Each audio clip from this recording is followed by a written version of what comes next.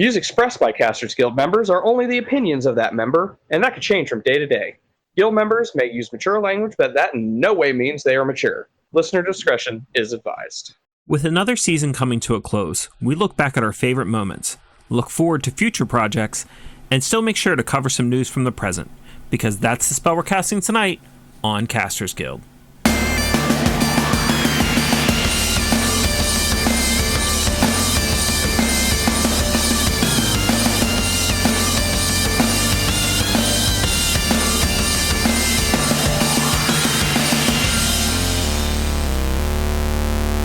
Thank you for tuning into this episode of Casters Guild. I'm your guild master, Rick Perry, and Nintendo will be releasing My Amiibo in 2025. And I am your guild master, Baron Kane. And, let's just get into this. Just skip past the funny intros, just skip past everything else. Yeah. Just get straight into it. Yeah. Sure, why not? Woo. So when you say this, I assume we're talking about our Miss the Mark segment. Sure. Because Wizards just can't seem to stop themselves. It's like a compulsion for them at this point that they have to be doing something to piss us off. Yeah, they're like, I noticed they didn't have a lot of content about us last time. Yeah. We should do something about that. All right, so specifically, we're going to talk about the fact that Wizards of the Coast just did a great big quote-unquote corporate restructure. And officially, they are saying that they were looking to streamline their workforce and possibly move their entire operation to Boston. But what that really means is they've just laid off about 100 more employees, I believe it is. Sounds about right. If you count the earlier rounds of layoffs that they've done since December 2023, they have laid off 1,900 employees, which is a 20% workforce reduction. I'm getting these numbers right off of tabletopgamingnews.com, by the way. Now, just to be clear, are we talking about Hasbro in general, or just Wizards of the Coast? That is just Wizards of the Coast. Oof. I wonder if Hasbro has laid off anybody. I would be severely surprised if they haven't. Just because every large corporation seems to be going through rounds of layoffs the past couple of years. Right. Especially a company like Hasbro, because they've already said that they have no problems using AI. As a matter of fact, that's where they're going as a company, into using as much AI as possible. And I'm sure Wizards of the Coast is not the only branch of Hasbro where they can use AI to generate art and writing and stories for these, toys and games that they're creating. Right. So I'm sure that they've laid off many more with the intents of replacing them with AI. But all that being said, not that all of these other people weren't important and that they didn't deserve their jobs, but there has been one significant role that was eliminated that just really shows what Hasbro is trying to do. And that was Mr. Dixon Dubois, whose entire job was basically building relationships with the community of Dungeons and Dragons. Specifically, he was the guy that was essentially the liaison between content creators and Wizards of the Coast. So, you know how, I've talked a bunch of shit about Wizards of the Coast giving money, essentially sponsoring these content creators to say nice things about Wizards of the Coast, which was true. I mean, I say it in a very crude way, but that is essentially what happened. Mm-hmm. The guy that would have been in charge of that has now been let go. And I'm sure he played a big role in people like Matt Mercer and other, quote unquote professional DMs coming in and running and writing the Dungeon Master's Guide. Yep. And yet Hasbro just decided, no, we don't need that guy anymore. He was essentially the driving force of why it got any kind of popularity at all. Mm-hmm. Because I guarantee you there were a lot of people who were just not excited to see this new edition of D&D until content creators started saying it was Q. Which if you look at the way Hasbro is trying to do this quote unquote corporate restructuring, I have a list of bullet points here from toybook.com that shows exactly the changes that Hasbro is trying to make in this quote unquote restructuring.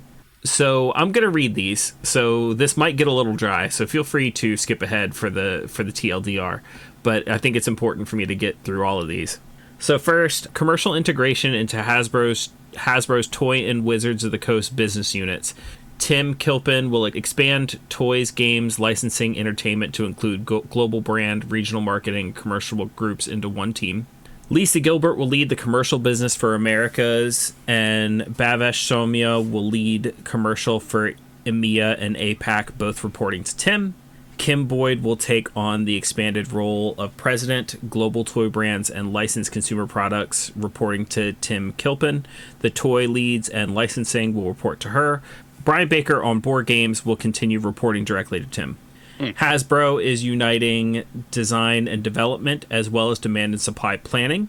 The new combined innovation, design, and development team, led by Dean Carley, will work to speed innovation and design to value efforts at the source of production. Dan Rawson, who now leads direct for the entire company, is developing a unified back-end platform and managing the front end for all brand-focused initiatives like Hasbro Pulse, Secret Lair, and D&D Beyond, by the way. Dan Shull will consolidate IT and technology into one cohesive team. Hasbro is elevating its internal marketing organization. Jason Bungie, CMO, will oversee Wizards of the Coast and digital gaming marketing, as well as centralized marketing services functions. Gina Goetter will become COO in addition to her role as CFO.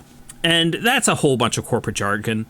And what it really breaks down to is Wizards of the Coast practically isn't its own branch of Hasbro anymore. Right. They're just taking all of these roles and that people were doing at Hasbro, that people were doing at Wizards of the Coast, and giving them to people who are doing those roles at Hasbro. And they're taking each individual department at Wizards of the Coast and folding them into a department that already exists at Hasbro. And it's just so telling that like all this AI that they're doing and everything else, Hasbro just views this as another toy at this point that they can sell just like any other toy, and they are going to suck all of the soul out of the game, replace everything creatively with AI, and get rid of everybody who has made this game what it is at this point, and just replace them all with your corporate drones. That's exactly right. I mean, and people can argue it all they want, but, you know, things seem to be having a way of taking the worst turn possible, so... It's really telling when Chris Perkins himself steps away from Wizards of the Coast and goes... Well, he didn't step away from Wizards of the Coast. He stepped away from his role. Yeah, but Wizards still. of the Coast, but he's still employed at Wizards of the Coast. I'm sure the man needs a paycheck, but like it's still pretty telling. Right. I'm pretty sure that if they were to get rid of Chris Perkins, they'd realize they'd probably never sell D&D again. Yeah. So, yeah. Well, I guess we'll see. We've already seen quite a few content creators already come out against this decision, and people who haven't been speaking out against Wizards because, you know, D&D is their bread and butter and how they make their money. Mm-hmm. And even those people who haven't wanted to say anything are now speaking out against Wizards and Hasbro due to the layoff of Dixon. And I think we're only going to see more of these people who haven't spoken out against Wizards up to this point. I think not only are they going to speak out about the laying off of Dixon, but I think this is going to be a breaking point. I think this is going to be a straw that breaks the camel's back, where we're going to see all these people who didn't say anything about a lot of the stuff that Hasbro has done are going to be speaking out about against all those older things, as well as this and anything future. Mm-hmm. Which at least will like make me feel less like I'm screaming into the void, while most popular content creators are like, wow, look at this awesome new edition. Yeah, I don't know. A lot of content creators I used to follow have, and it's not necessarily because they like something I don't. That's not, what the issue is for me. But they're clearly pushing something that is just soulless. It has been showed repeatedly to be essentially built by AI, and it's like, and they're pumping it up like it's the best thing ever. And you just can't. You can't convince me that what they are saying isn't anything but paid for. And everything that we are saying about it, which is shared, I will point out that our opinion is shared by plenty of other content creators. Absolutely. That, this is not good. And not just the game. I'm sure the game's fine. I'm sure if I sat down to play, the D&D that they have pumped out, I'm sure I would have a grand old time. Sure. I've heard plenty of great things about the new DMG and the new Player's Handbook, things that even specifically I have said the game needs or have put in with homebrew stuff myself or with supplements that other people have created. But that's all besides the point. Yeah, and then, I've been saying for years the thing I miss most about D&D, and they're putting it into D&D again. I thought that was cool as hell, but no. I know where it's coming from. I can't back that. At the end of the day, it doesn't matter how cool or needed any of it is for the game. They're still not going to get any of my money. Right. Yeah, the most I'll probably do is get, if I was, because I'm not going to not play D&D. I have the books. I do enjoy 5th edition, 3rd edition. I still enjoy AD&D, and I want to run some AD&D. But yeah, I'm not going to be getting any new stuff. And if I get any new stuff, it's going to be third-party stuff. Yeah. Like I have the Legends of Avantris book on pre-order, essentially. So I'll get that. I'll play that. Have a good time. Yeah, agreed. If I get anything else for 5th edition, it's going to be stuff that's not produced by Hasbro. Mm-hmm. At this point, I think I'm done saying Wizards or WotC or anything like that, unless it's a slip up. Because, like I said, with this new restructuring, they're basically killing Wizards of the Coast altogether. They'll keep the name for brand recognition. Right. But they've essentially shut down that branch and just folded it into Hasbro. Agreed. Which I feel like, now that looking back on it, and hindsight being 2020, is something that has been coming since the previous CEO or president of Wizards of the Coast, either got fired or stepped down. I forget which one it was. Yeah, I mean, I think there's another thing where I did see Hasbro is selling its Rhode Island properties, and there is stuff going on in Hasbro itself as well. So it's not like they're just picking on Wizards of the Coast, but they are definitely restructuring their entire corporation, and they are looking to turn it into a completely different animal. Yeah, it's all going AI. Yeah, it's an entire restructuring around, now that we have this tool and we believe it can work, we have to completely restructure everything that we're doing around it. Mm-hmm. Yep. And who knows? Maybe it'll hurt them. Maybe it'll teach them a lesson that they need to learn. Maybe they'll succeed. But, they will not succeed on my dollar. Yeah, and honestly, it's not just Dungeons and Dragons either. And it's not, like you said, it's other things within Hasbro. And I don't have a ton to say on the subject, but Magic the Gathering isn't looking great either. Mm-mm. A lot of the hardcore fans are really upset about the way they're leaning into all the new secret layers and the universes beyond. And just recently, with the newest secret layer drop, that was completely mishandled by Hasbro, where the moment the newest secret layer drop, which, by the way, I don't know if you heard anything about this, but the newest one was Marvel. Yeah, I kind of heard about it loosely. Yeah. And basically, as soon as the drop hit and people tried to go on the website went down. And people who had their carts full and were ready to hit buy now got kicked out of the website entirely. And then when they went back to the website, they got got put into like a several hour long queue. Mm-hmm. And then it was going around. There was a back door to the front of the queue that people were using, and we're just going to hope that it wasn't exclusively scalpers who were using this back door to the front of the queue. Right. But there were people who had literally had to wait in line for hours because they were doing what they were told to do. They were doing the right thing. And some people who didn't get their cards at all. Ugh.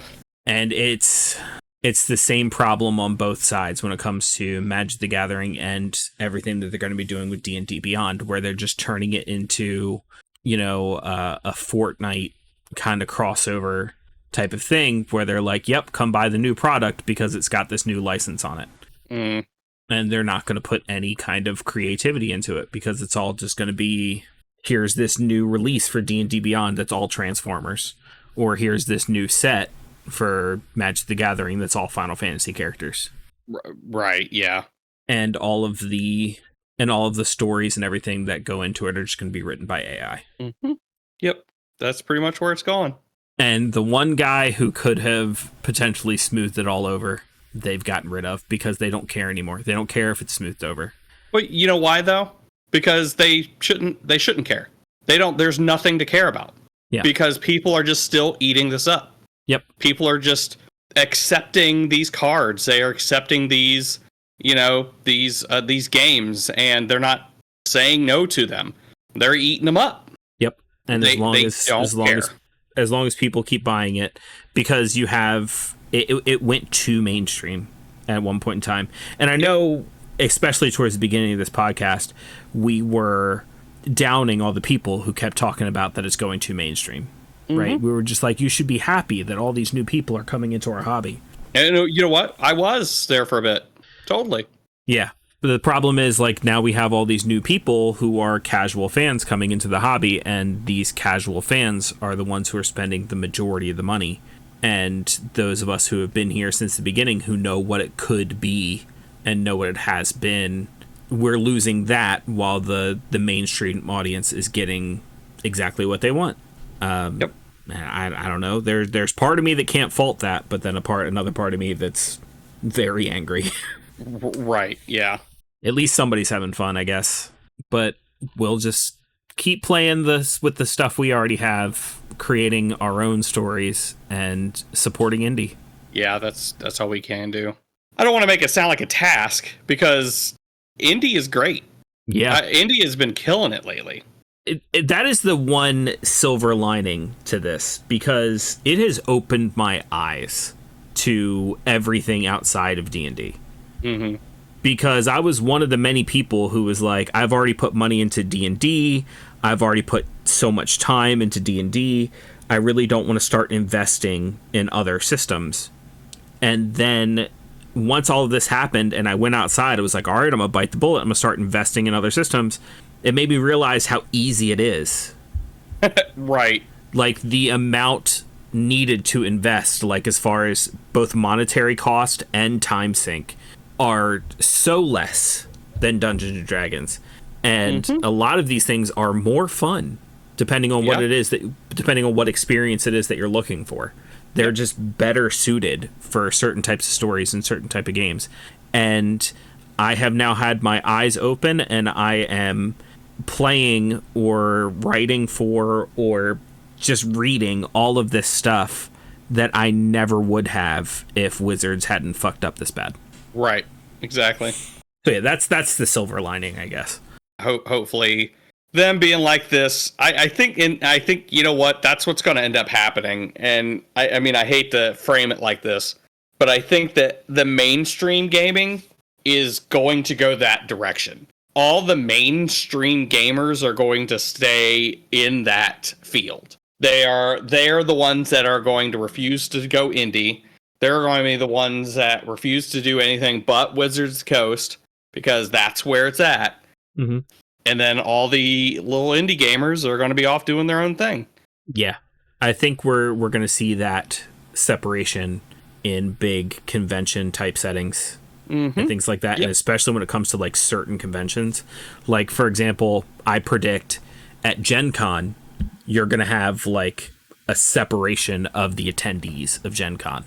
There's going to be your mainstreamers who are at all the big panels, at all the big events, and they're playing D&D, they're playing Magic.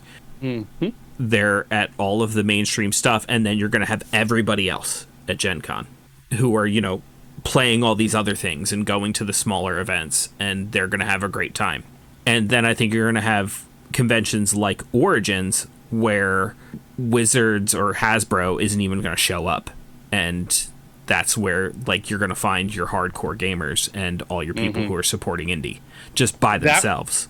Origins was definitely already giving me that feeling the last time we were there. Yeah. It didn't really seem like there was a bunch of people there talking about Wizards, wanting to do Wizard stuff, just anything like that. I mean, MTG was there, but MTG is always going to be there. Well, yeah, that's true. But yeah. But even then, I feel like MTG was there, but Hasbro wasn't. Like Wizards of the Coast wasn't. Like it was other companies who were putting on the tournaments for MTG. Right, but I mean, and it could have just been the circles that we were running in. It just seemed like it was mainly focused on a lot of the indie stuff. Yeah. All the stuff that was not Wizards of the Coast. Yeah, that's definitely the way it was in the main exhibit hall. Yeah. And I feel like it's only going to get more and more like that, which is fine with me. Mm-hmm. You know who else we saw in the exhibit hall at Origins? Level Up Sabers. Could you use an awesome lightsaber for cosplay, dueling, or home decoration? Check out Level Up Sabers, the only lightsaber guaranteed better than a stick. And with lots of fairly priced options, including baselit and Xenopixel, you'll be able to find exactly what you're looking for without breaking the bank. Every Level Up Saber comes equipped with color change, gesture controls, volume control, sound fonts, and flash on clash, with the baselit options being strong enough to duel with, and the Xenopixel options adding even more cool effects. To check them out and help Casters Guild, click our link in the description. All right, now to get into the real meat of this episode. This is our season finale, and when you say it out loud, it makes me sad. Look, there's a part of me that's real sad because I always have fun doing this. Right. We've been doing it for 5 years now. I really like the community that we've built up around it, and I love the content that we're producing. But the other part of me, and it's not because I don't love all of you, is really relieved because a lot of work goes into creating this little podcast of ours, and I'm excited to take a break.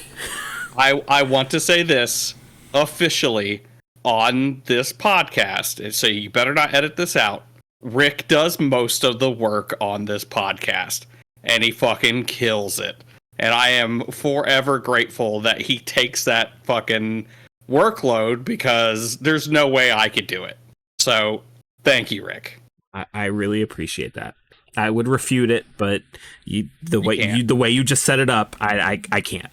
And exactly. Now I can't cut it out now either. Also, it's a guild decree. Oh shit! Now I really can't refute it. Fuck. Gotcha, bitch.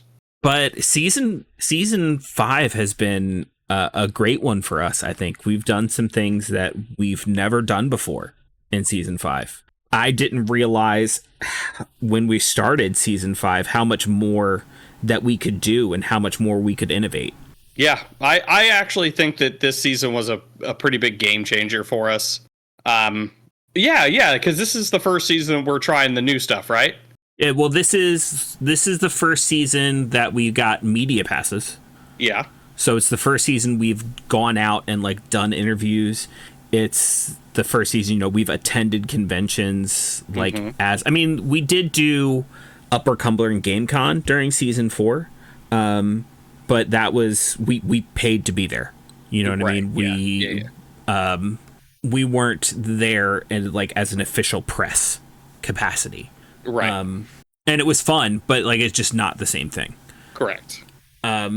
This is the first season where I've been reaching out to companies and going, "Hey, we're a geek culture podcast. Would you like to come on and talk about some of your stuff?" And it is getting those press passes that even opened my eyes that that's something we can do. Yeah. And these companies have been so gracious and so willing to come on to our podcast, and I can't thank every one of our guests enough that we can do that. Yeah, it's been a big deal. We've had this season wasn't like our first Let's Play projects, but it is home to our largest, best Let's Play projects, and definitely my favorite. We did Daggerheart this season. We did was Candle Obscura this season or last season? Ugh, I honestly don't remember. Yeah, I think that was last season, but Daggerheart was definitely this season. And Alice is Missing. Just what came out of that was way more than what I was expecting. Mm-hmm. If you are listening to this episode and you haven't listened to our Alice is Missing playthrough, I highly recommend taking some time to listen to that. It turned out fantastic. Yeah, that game was a lot of fun. Like, I was expecting something from it, but I wasn't expecting that. It was great. And we kind of proved that, I mean, yeah, they have things where you can do it on, like, Discord. Or, like, if I'm not mistaken, they have, like, things that you can buy, or they have recommendations on how to do it on Discord? So there's kind of both. So when Alice is Missing first came out, they didn't have a ton of digital tools, so there were guides online on how to play this game on Discord or how to play this game on Roll20. But now they actually have like an official website and like an official way to play the game digitally. It has to be purchased separately from the main game, but it's also not expensive. I mean, I think it's like $20 and you get the digital version of the game and all the digital tools that you need to play the game. I just didn't purchase it again because I already owned the physical copy of the game. And I'm not going to lie, I'm a broke bitch. So yeah, same. Buying the same game twice is a difficult purchase to justify. But that being said, all of those old ways that still exist online that give you recommendations on how to play it on Discord, they still work because that's how we did it. Yeah, and we killed it. It was great. And all of this has just given me more and more of a feeling of freedom as far as what we can do as a podcast.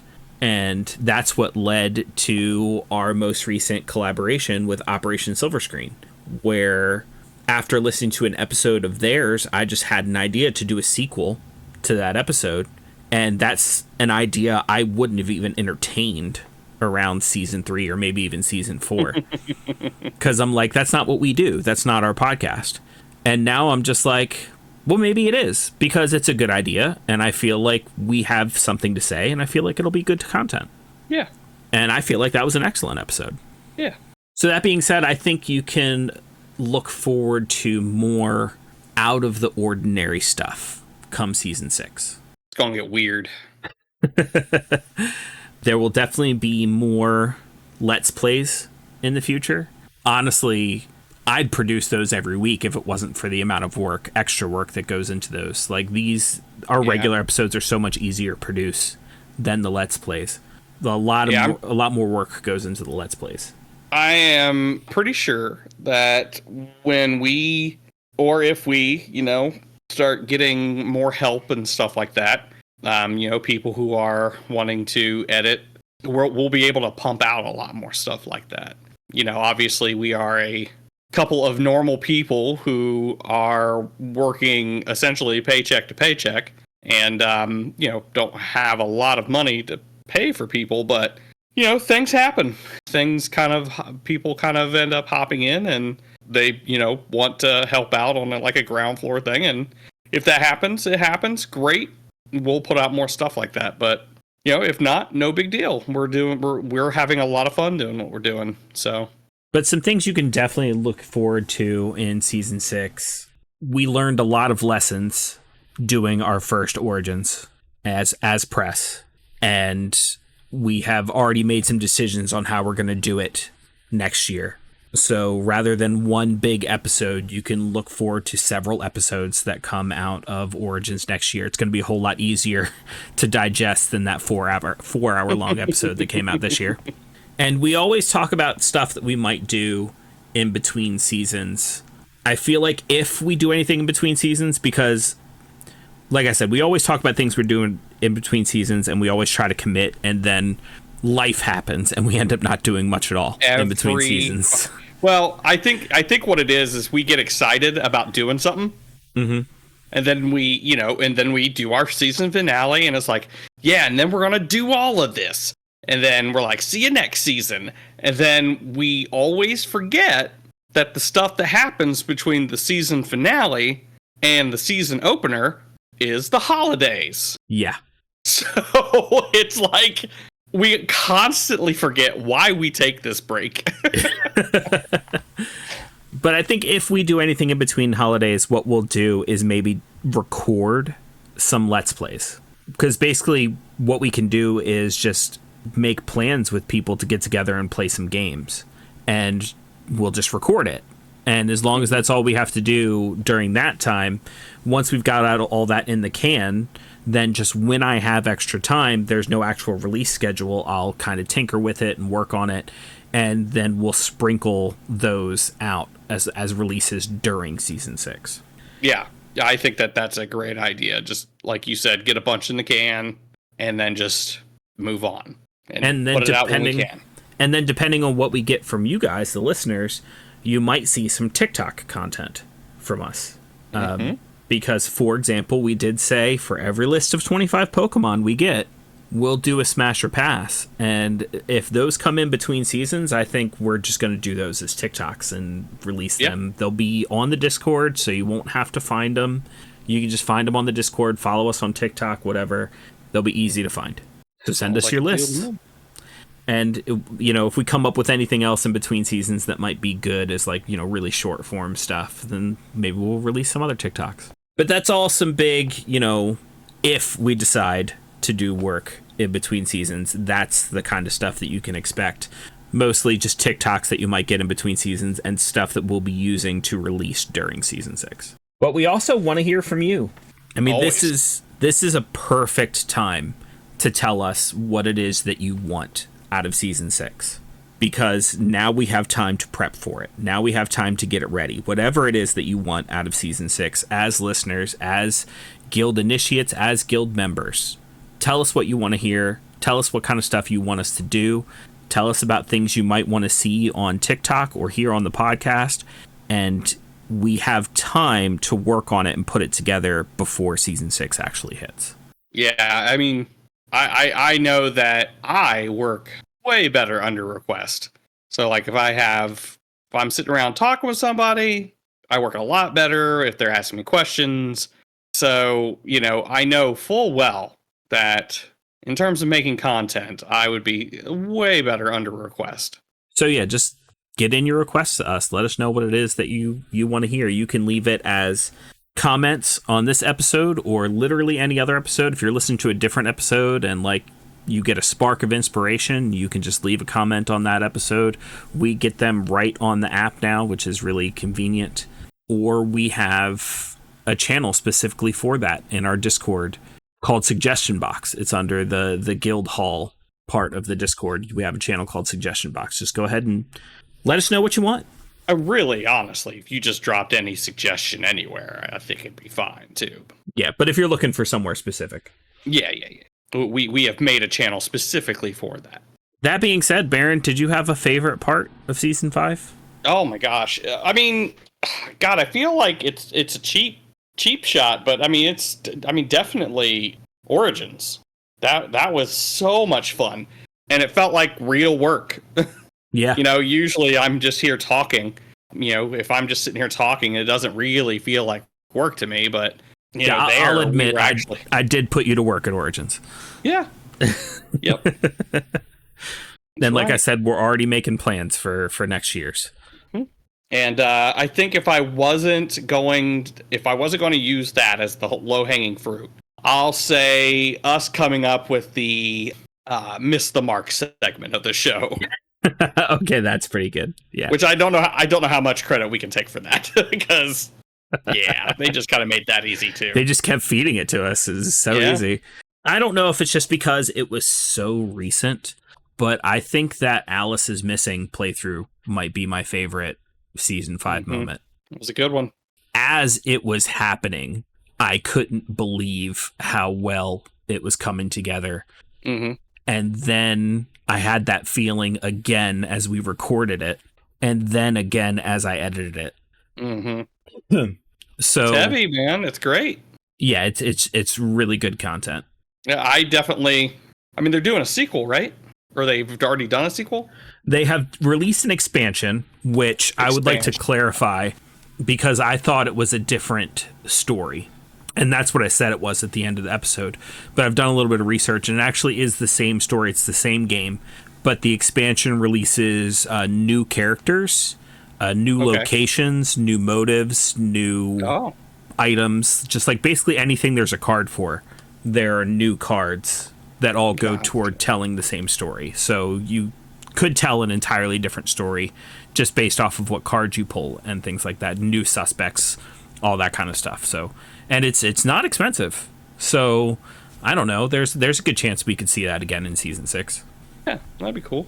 But yeah, and then with those suggestion requests, if you have any game suggestions that you want to see us do, that would be something that we could do in terms of a audio format.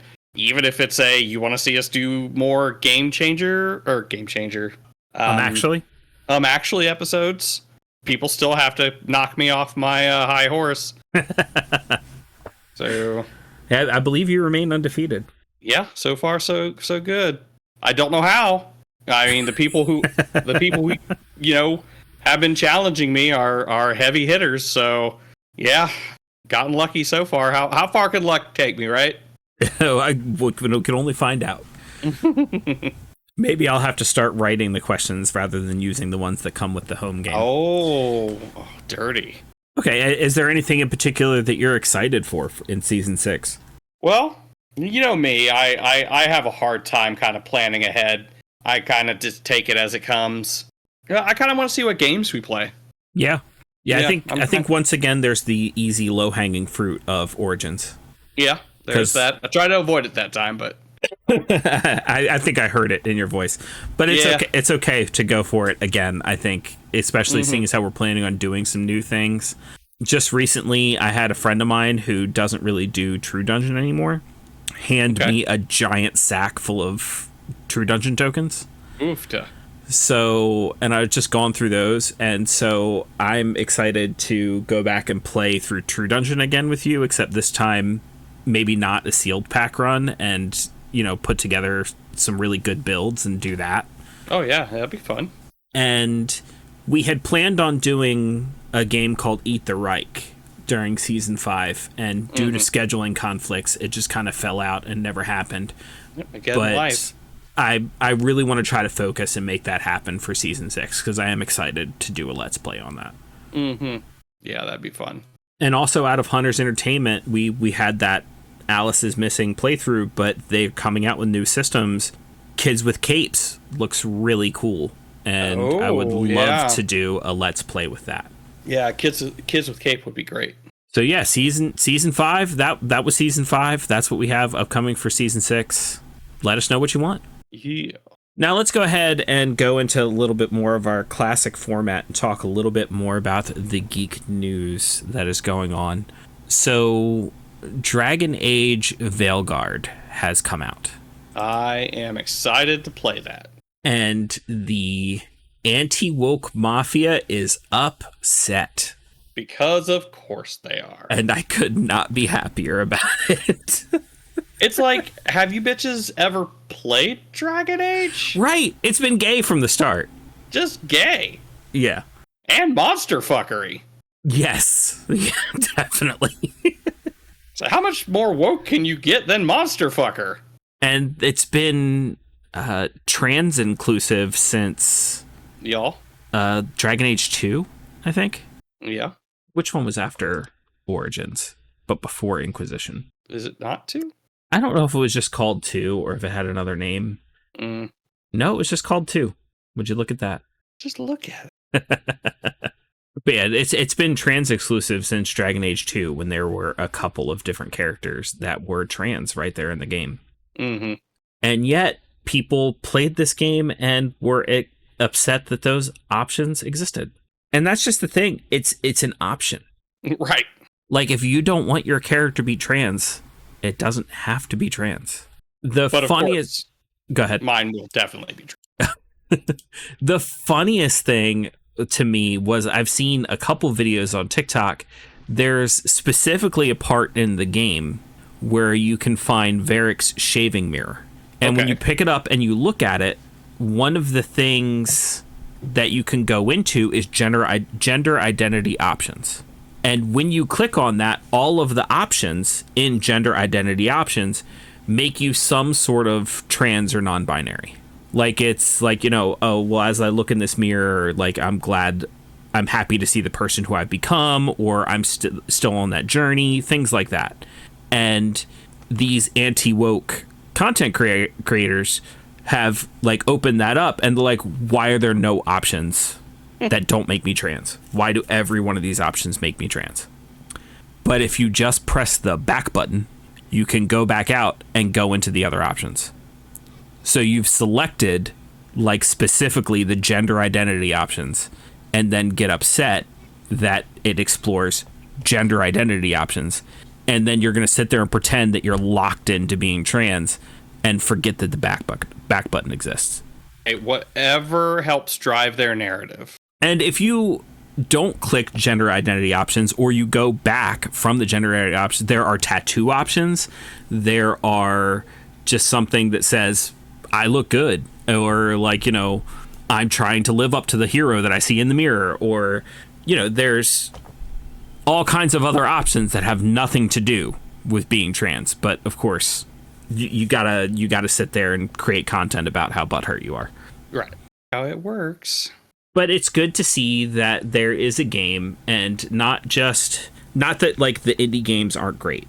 I love the indie games, but it's good to see that there's a big AAA game that is exploring these options and giving people these options that they haven't really had before in, like, the mainstream gaming industry. You know me. I'm just excited to play it. It looks awesome. Yeah. Outside of all of that, it looks like a fantastic game. It's a little out of my price range currently. Oh, yeah, that's why I don't have it. But either, maybe I'll get... Christmas is coming. Maybe I'll get, like, a gift card or something that will inevitably end up going towards Dragon Age, or something else. We'll see. Or maybe it'll go on a sale eventually. But one way or another, I've played every other game in this franchise. I'm probably going to play this one too. A couple other pieces of news. Nintendo has released a new app for both Android and iOS. The majority of the features of this app are locked behind a paywall that comes with the Nintendo Switch Online membership. So if you have the online membership, you can download this app and you automatically have all the features of this app. When I first heard about this app, I was super excited because it's basically a music streaming app that is all the Nintendo songs. So you can get your Mario soundtracks, your Zelda soundtracks, your Splatoon, Kirby, all the great Nintendo songs that you've grown up with. You can just stream freely without having to go through some third-party YouTube video. And that was really exciting news to me. I'm not sure if that's something you'd ever be interested in, Baron. Yeah, possibly. It's, I guess it would just be, what mood I'm in at the given time. But yeah, I'd be open to it. So yeah, I was really excited about it. And then I found out that they had to go and be Nintendo about it. Of course. And I think that's where most of my hesitation was coming from. Yeah. But, like, it didn't even occur to me when I first heard about it. And I don't know why I have these blinders for Nintendo as a fanboy, where I just don't see this kind of stuff coming. But Nintendo has always just made their stuff so needlessly difficult to get a hold of. And it's just like when they announced the, Nintendo and Super Nintendo and GBA and N64 online consoles for the Switch. And you think of all the cool games you're going to be able to play with these, built-in emulators on the Switch. And then they actually release the games and you find out that it's very limited selection. Mm-hmm. And the same thing happened with the soundtracks that they've released on this app. So they've only released limited soundtracks to like 8 Switch games, 2 Wii games, 2 Nintendo DS games, 1 GameCube game, 1 Game Boy Advance game, 2 Nintendo 64 games, 2 NES games, 2 Game Boy games, and 3 NES games. And that's it. And there's no release schedule to let us know if anything's coming in the future, but that's all that's there. And it is not the comprehensive music app that I was hoping for. Yeah, that makes a lot of sense, though. That Nintendo would do that. Not that, a person would do that. Because Nintendo's kind of Nintendo. And part of me wants to say, oh, well, at least, it's a free app, kind of get what we get here. But it's not really. You have to have a Nintendo Online membership to have access to these limited soundtracks. And it's like, why are we doing it this way? There's more music available on Smash Brothers Ultimate. Like, if you just go into it, like, they have more soundtracks in one video game they could easily put on this app and release it. And if you're making us pay for it anyway, why do it this way?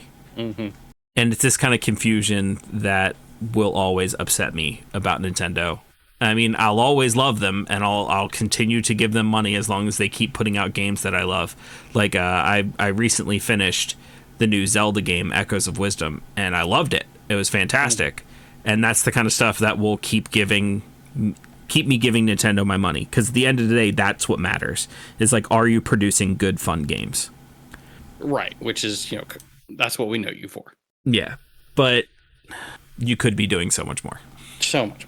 All right, and the last little bit of news that I would like to just bring attention to is there is a kind of documentary that was recently released on Netflix called The Remarkable Life of Evelyn. And if you haven't watched it, I would highly recommend that you go do, especially if you were at any point in time in your life a World of Warcraft fan. Even if not, it's still a fantastic story. Without giving away too much, I'll just say there's a story of this kid who basically from birth or a very young age has been restricted to a wheelchair, and his life was kind of limited in what he could do. And so he started playing video games and found World of Warcraft and was able to live a life through World of Warcraft and make friends and help people in a way he would never be able to do out in the, real world. But he was still able to have experiences he would not be able to have any other way. And it's a really touching story. It does sound really sweet. Yeah. Which is enough for me to tell you. I mean, like, that's enough for me to bring it up here. That's enough for me to say you should go see it. But there's a whole nother thing that happened with this movie, with the Norwegian company that created this movie, where there's kind of 2 parts to this movie. There's the documentary footage you would normally see in a documentary like this, where it has, like, all the home movies of this boy who, went through this, and his parents and all the people that he met kind of over WoW, talking on camera like you would expect. But they also went through the trouble to create entire animations using actual World of Warcraft assets through Machinima to recreate the moments in World of Warcraft that he had in his life. That's awesome. Because the guild that he was in had all the transcripts of all the role-playing they ever did on the server, and anything that was ever written down and anything that was ever typed, it all existed. And it was all able to be pulled, and they were able to recreate these scenes. Watching the movie and how good all of these animations were and all of the assets that were used, I was like, man, Blizzard must have really helped this company, really put in a lot of work. And then I found out through an article on Polygon that Blizzard didn't have shit to do with it. Yeah. That this Norwegian company didn't even ask if they could do it. They just did it. And then they knew before they released the movie, they were like, we're going to be in trouble but like it's better that we just like do it and then ask permission, right? So they went to Blizzard and they had a screening of the movie to some Blizzard executives and some people, the heads of Blizzard, and were like, we're doing this movie. Can we Do it? Can we use your stuff as long as we're not asking for anything from you? And so they did the screening and the heads at Blizzard saw it. And I want to get this quote here. So they showed the heads at Blizzard, and reading it right from the quote that was given to Polygon, the people who make the film said, we showed them the film, and then one of the bosses turned around to us and he was crying. And he said, it's a fantastic film. You will get the rights to use whatever you need. Oh, I would also like to point out how stupid they would be to have said no at that point. Yeah. But what I love about this and what's so fantastic about this, as a company, Blizzard could have easily gone, yes, you can have these rights, but we want X% of the film. Sure. Or we want X amount up front. And the company would just have to, the company that made the movie would just kind of like have to do it because they want their movie to come out. But the fact that Blizzard just gave them the rights to use in the movie, that's such a good thing for them to do, because Blizzard in the past, they've had a lot of controversies, and to just come out and just do this thing that's so against the whole capitalism of it all, it's just, you know, that's really good of Blizzard to do that, because they didn't have to. Exactly. Yeah.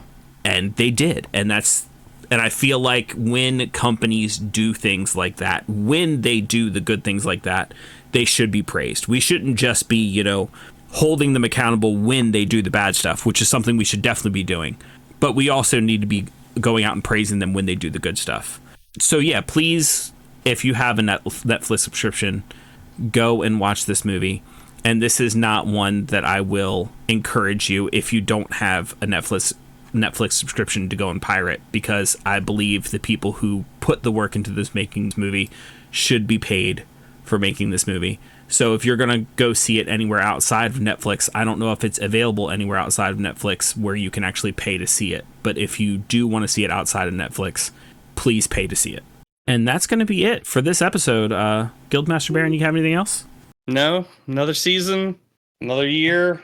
Our longest season yet? Longest season yet, and I'm feeling every episode.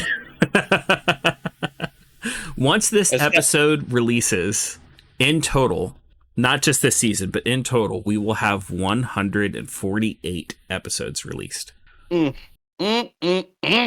Crazy. We'll be heading into season 6 on the heels of 150. Crazy. So we're going to have a big 150 celebration. You want to save it to 200? What do you want to do? I mean, we kind of did something for 100. Probably save it for 200. Okay. Especially seeing as how I don't want to do our season premiere and then the very next episode be like our 150 celebration. Let's get the ball rolling on the new season. You know what I mean? All right.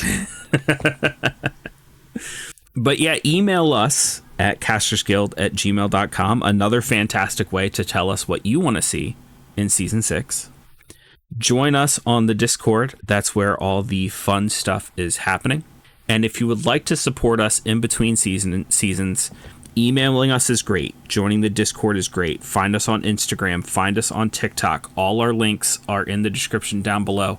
And make sure to check out the links for our wonderful affiliates, both T-Villain and Level Up Saber, who have been fantastic all throughout this season, and T-Villain especially even in previous seasons.